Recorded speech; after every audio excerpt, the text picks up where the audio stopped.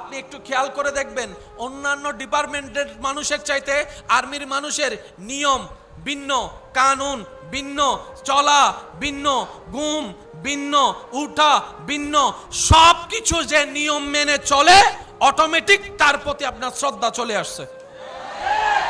তা আর্মির একটা নিয়ম কানুন সাজেশন আছে না নাই? রাতের বাদ কয়টায়, দিনের বাদ কয়টায়, ঘুম কয়টায়। যেমন আর্মিদের একটা নিয়ম হচ্ছে রাতের 10টার ভিতরে